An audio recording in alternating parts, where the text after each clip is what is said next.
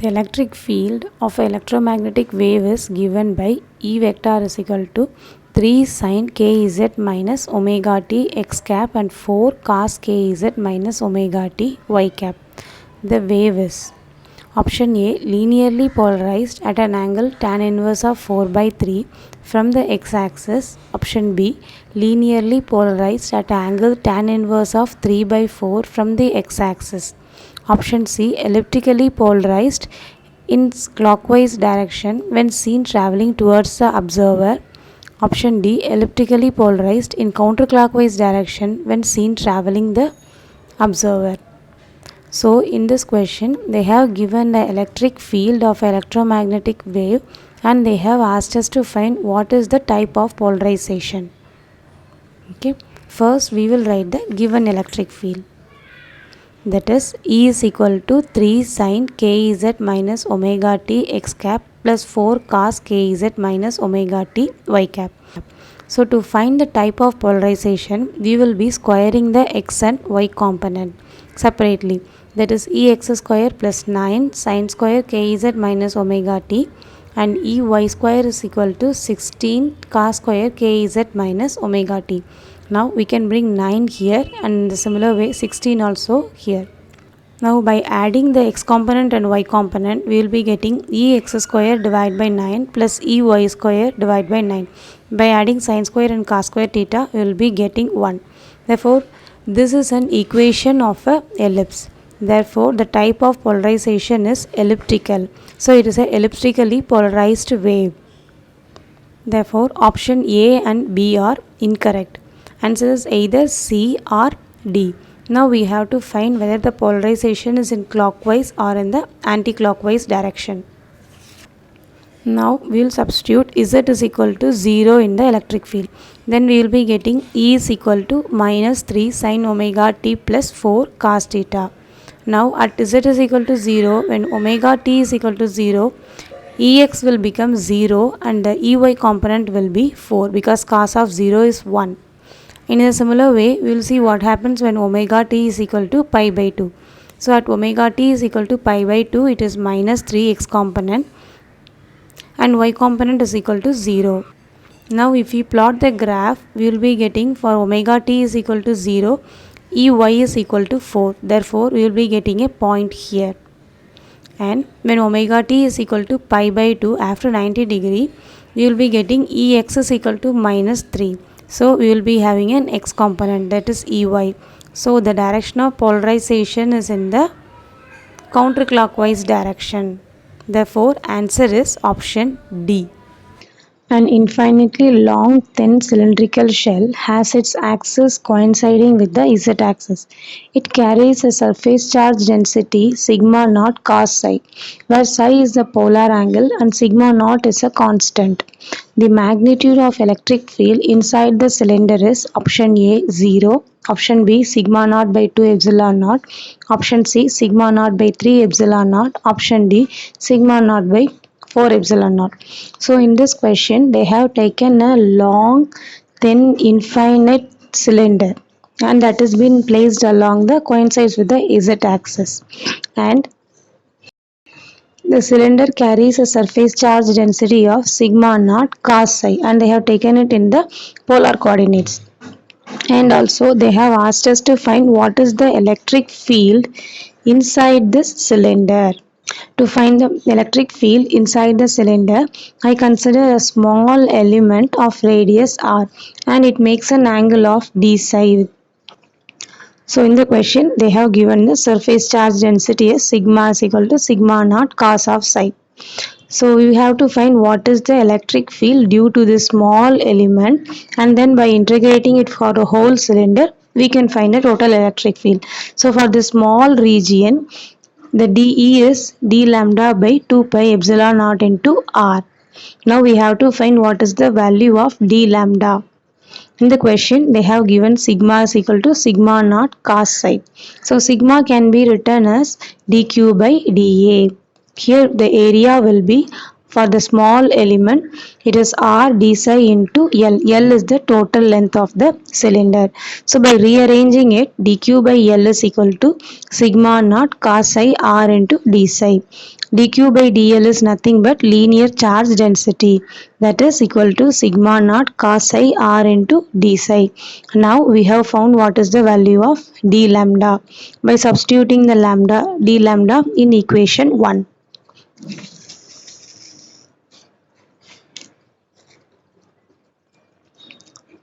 We will be getting dE is equal to sigma naught cos psi r d psi by 2 pi epsilon naught r.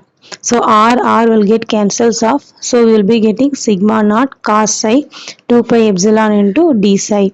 Now we have to find the electric field contribution from x-axis, y-axis and z-axis.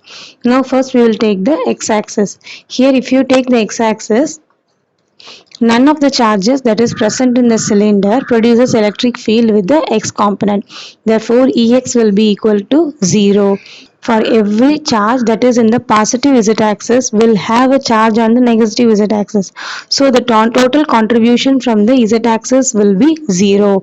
Therefore, the contribution from x-axis is 0, z-axis is 0. So, the only contribution is from the y-axis. Therefore, the contribution from y component is dE cos psi. dE, we have found the dE value. By substituting it here, we will be getting sigma naught cos square psi by 2 pi epsilon naught d psi. Now, by integrating it from 0 to 2 pi and applying the limits, we will be getting Ey is equal to sigma naught to epsilon naught. So, answer is option B. A circular loop made of thin wire has radius 2 cm and resistance 2 ohm. It is placed perpendicular to a uniform magnetic field of magnitude B0 is equal to 0.01 Tesla. At time t is equal to 0, the field starts decaying as B is equal to B0 e power minus t by T0. And here the T0 value is equal to 1 second. The total charge that passes through a cross-sectional of the wire during the decay is Q. The value of Q in microcoulomb is dash. So, in this question, they have taken a circular loop of radius r is equal to 2 cm and the resistance of the loop is 2 ohm.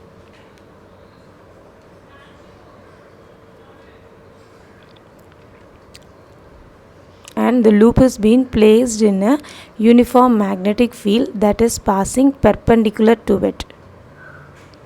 So that is passing perpendicular to the loop. At t is equal to 0 second, the loop starts decaying. So when the loop starts decaying, there will be a change in magnetic flux. So there will be an induced EMF will be in the loop. So the question they have asked us to find what is the charge Q. The total charge passing through a cross section is Q is equal to I into dt. So we know that I is equal to induced EMF divided by resistance. So for induced EMF we can write minus rate of change of magnetic flux. So the psi is equal to minus 1 by r d by dt of magnetic field into area. So area is a constant, that is for area pi r square divided by resistance into rate of change of magnetic field. Now we have to find what is the rate of change of magnetic field. In the question they have given magnetic field B is equal to B0 e power minus t by T0. And the value of T0 is 1 second and also the magnetic field B0 is equal to 0.01 Tesla. Now you substitute T0 value and B0 in B. So we will be getting B is equal to 0.01 e power minus t. So now we will substitute the value of B in current. So in this expression. So we will be getting minus pi r square divided by r d by dt of 0.01 into e power minus t. So by differentiating this term, we will be getting pi r square divided by r into 0.01 into e power minus t. Now substitute the current in the charge.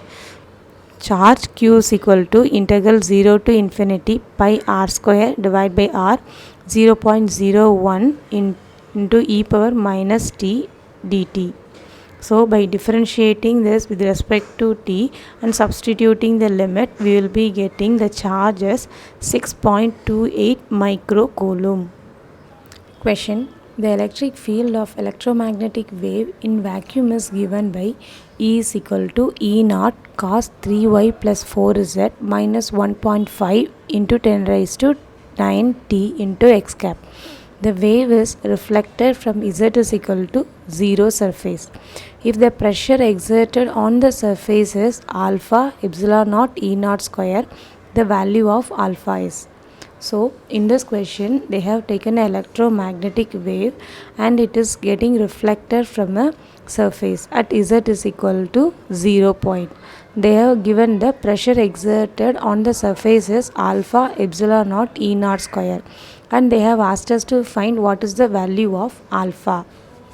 We know that the pressure exerted on the surface is given by P is equal to 2I divided by C into cos of theta, where I is the intensity and this can be found out from the average of the Poynting vector. So average of Poynting vector is C epsilon naught E naught square divided by 2. Now substitute the value of I in the P. So we will be getting P is equal to 2 divided by C epsilon naught E naught square divided by 2 into cos of theta. Then by cancelling C and C, we will be and 2 will get cancels off. Then we will be getting epsilon naught E naught square into cos of theta. Now we have to find what is the value of cos theta. For finding the theta value, first we will write the given electric field. E is equal to E naught cos 3y plus 4z minus 1.5 into 10 raised to 9t x cap. The general form of the electric field is E naught cos k dot r minus omega t into x cap. Now here the k vector is nothing but kx x cap plus ky y cap plus kz z cap. Now by comparing the general form with the electric field, we can write k dot r is nothing but 3y plus 4z. Here k vector is 3y cap plus 4z cap and r vector is y cap plus z cap. So now we can write kx is equal to 0 and ky is equal to 3 and kz is equal to 4. Now from the given expression, we can say the wave is propagating along the z direction. So k dot z cap is equal to mod of k z into cos of theta. So cos theta is equal to k dot z cap divided by modulus of k. Now we know the value of k. K is 3 y cap plus 4 z cap dot z cap divided by modulus of k is root of 3 square plus 4 square. By simplifying it, we will be getting 4 by 5. Now we have obtained the value of cos theta, that is 4 by 5. So we have found pressure is equal to epsilon naught E naught square cos of theta. The cos theta value is 4 by 5. Therefore we will be getting 4 by 5 epsilon naught E naught square. So the value is 0.8 into epsilon naught E naught square. In the question, they have given pressure is equal to alpha into epsilon naught E naught square. So by comparing these two, you will be getting alpha is equal to 0.8. A solid cylinder of radius r has total charge q distributed uniformly over its volume. It is rotating about its axis with angular speed omega. The total magnetic moment of the cylinder is option A q r square omega, option B 1 by 2 q r square omega, option C 1 by 4 q r square omega, option D 1 by 8 q r square omega. So in this question they have asked us to find what is the total magnetic moment of the cylinder of radius r. So we know that the magnetic dipole moment is mu divided by L is equal to q divided by 2m. So here we have to find what is the value of angular momentum. Angular momentum L is equal to I omega. So here I is the moment of inertia of a solid cylinder, that is 1 by 2 m r square. Now we can substitute the value of I in L. Therefore L will become half m r square omega. Now we have found the value of L. We can substitute in the first equation. then we will be getting mu divided by 1 by 2 m r square omega is equal to q by 2m, that is mu is equal to 1 by 4 q r square omega. Now if you see the four options, option C is the correct one. In the description box, you can find solution for GATE Physics 2020 and 2019 question papers. Please share and subscribe the channel. If you have any queries, write in the comment section.